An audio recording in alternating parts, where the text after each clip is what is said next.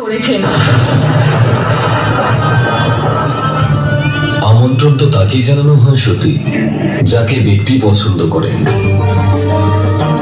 প্রজাপতি দক্ষ যখন আমায় পছন্দ করেন না, তখন আমার অপমান কিসে? কিন্তু এ তো আমার অপমান দেব। আমি ওনার কন্যা, ওনার রক্ত, আর আপনি আমার স্বামী। ওনাকে যেমন পিতা বলে গ্রহণ করেছি, ওনারও আপনাকে আমার স্বামী হিসেবে গ্রহণ করতে হবে। আর উনি যদি তা না করে, তাহলে ওনাকে বাধ্য করবো আমি। চলুন মহাদেব, আমাদের সেই যজ্ঞে যেতেই হবে।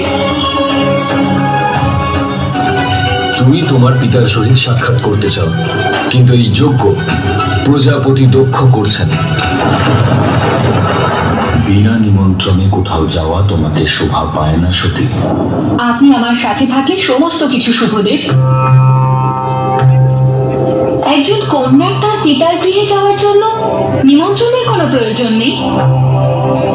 তোমাকে আহ্বান না করা পর্যন্ত তোমার যাওয়া উচিত নয় সতী। আপনি না যেতে চাইলে আমি আপনাকে বাধ্য করব না, আর আপনিও আমাকে কোনো বাধা দেবেন না। আমার দিব্যি রইল মহাদেব, না আপনি আমায় বাধা দেবেন আর না আপনি আমার কাছে আসবেন, ততক্ষণ যতক্ষণ না সত্যি নিজে আপনাকে ডাকছে।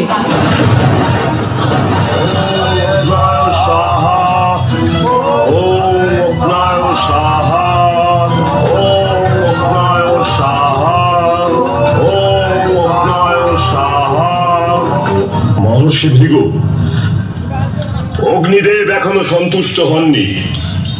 অগ্নি এখনো আহুতির পিপাসু হয়ে আছে।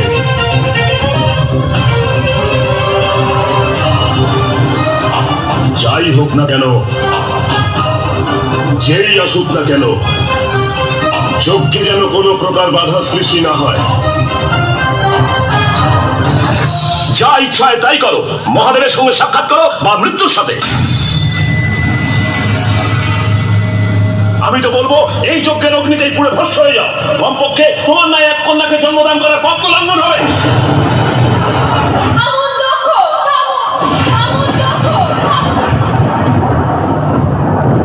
আমি চাইলে এই মুহূর্তেই আপনাকে ভস্ম করে দিতে পারি আর এক নতুন প্রারম্ভের সূত্রপাত করতে পারি,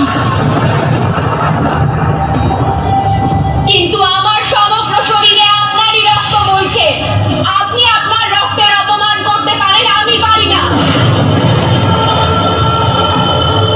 জীবিত অবস্থায় আমি আমার পিতাকে পথ প্রদর্শন করাতে পারিনি, কিন্তু আমার চিতার আগুন আপনাকে সেই পথ প্রদর্শন করাবে পিতা। আপনি বলেছিলেন না মহাদেব যে নিজের ভয়ের সম্মুখীন হও? আপনি বলেছিলেন না নিজের ভয়কে গ্রহণ করো? তাই আজ এই সতী তার ভয়কে গ্রহণ করছে। আজ এই সতী অগ্নিকে গ্রহণ করছে।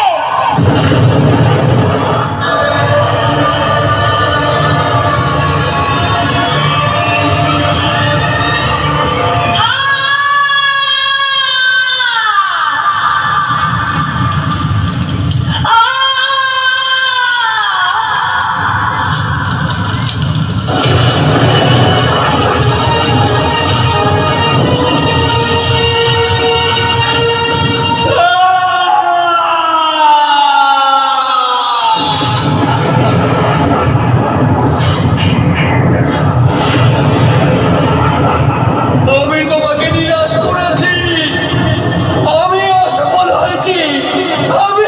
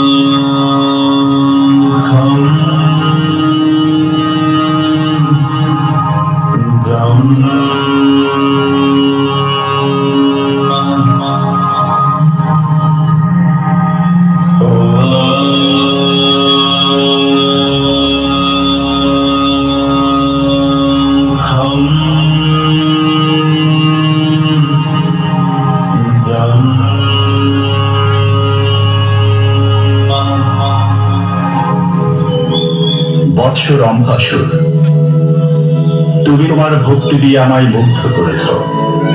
তপস্যা ভঙ্গ করো পুত্র, তোমার সাধনায় আমাকে আসতে বাধ্য করেছ।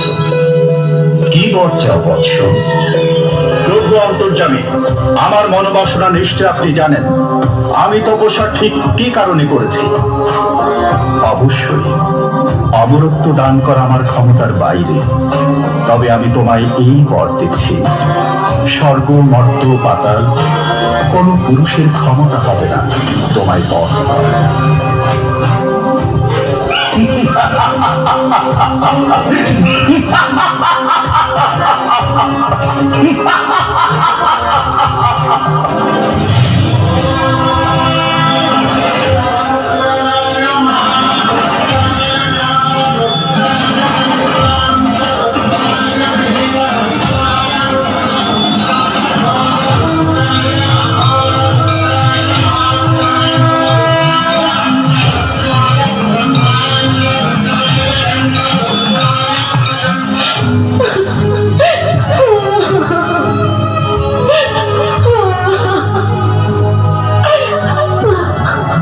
মা, তুমি যেই হও না কেন, তোমার এখানেই কোনো ভয় নেই।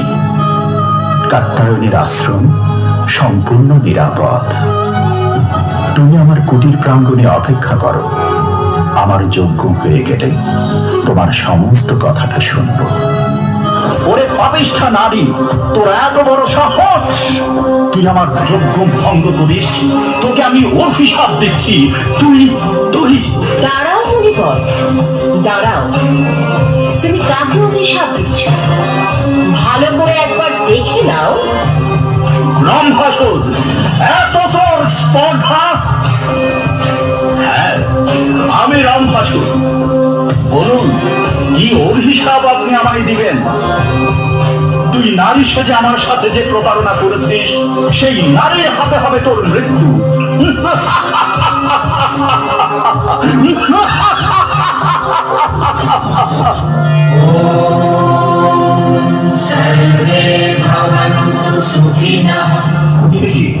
আমাদের বেদ স্মরণ হচ্ছে না কেন? আমরা বেদ মন্ত্র উচ্চারণ করতে পারছি না কেন? বেদ মন্ত্রই তো মূল মন্ত্র। বেদ মন্ত্র বিনা যজ্ঞ করো কি করে?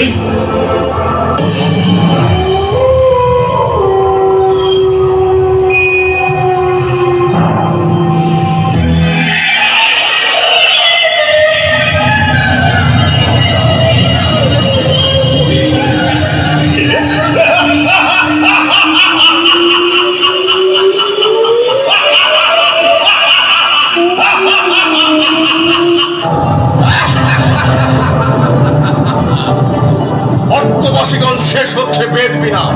এবার স্বর্গবাসীগণ ভুগবে। বেদ দ্বারা মহাবিনাশ করব আমি।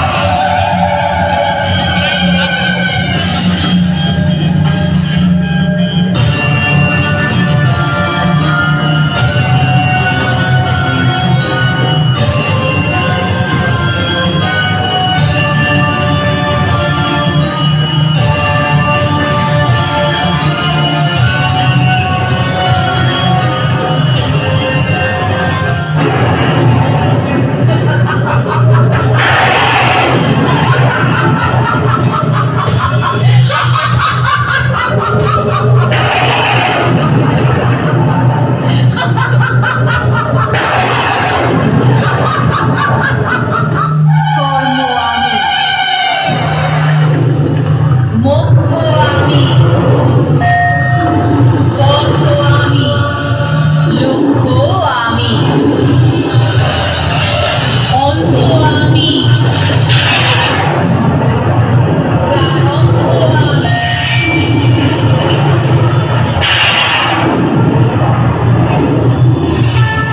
রে রে পাপিষ্ঠ মহিষাসুর, সাহস থাকে তো সবার ক্ষেত্রে বের হয়ে আয়।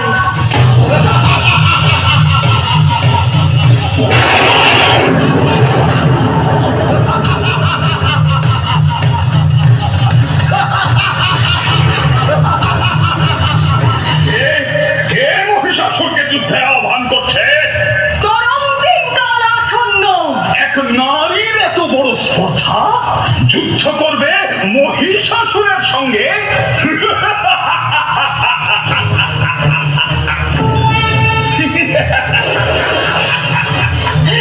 আমি শিব জায়া পার্বতীকে ঘরণী করতে চাই। তাকে দেখে মুগ্ধ হয়েছি আমি। চলে যাও, এখানে সরগোল করো না। শিব জায়া পার্বতীকে কামনা করিস তুই? কামনা বসে তপস্যা করে জগতের ভারসাম্য নষ্ট করিস অসুর। আজ আমি তোকে বধ করব। দেবী, তুমি আমার নাগাল পাবে না।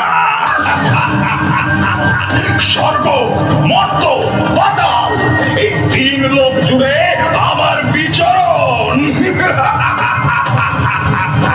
তুই ত্রিলোকের যে কোনো কোনায় গিয়ে আত্মগোপন কর না কেন, আমি দেবী কালরাত্রি কালান্ত জমের মতন তোর সামনে উপস্থিত হব। কোথায় পালাবি? পালা!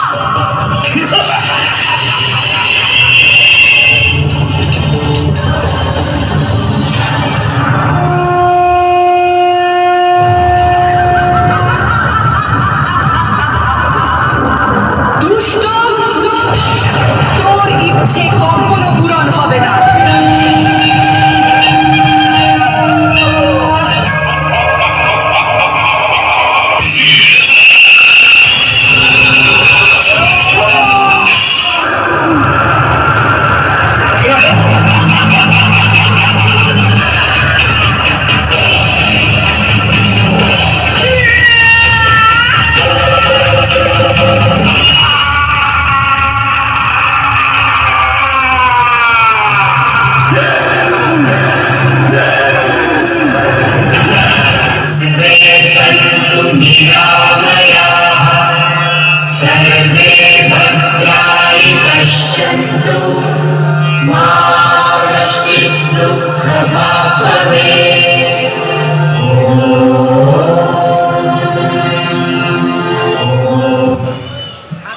হ্যালো,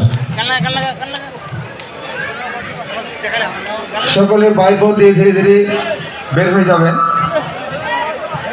আমাদের কমিটির ভলেন্টিয়ার ভাইরা আমাদের গেটের পাশে গামছা নিয়ে দাঁড়িয়ে রয়েছে।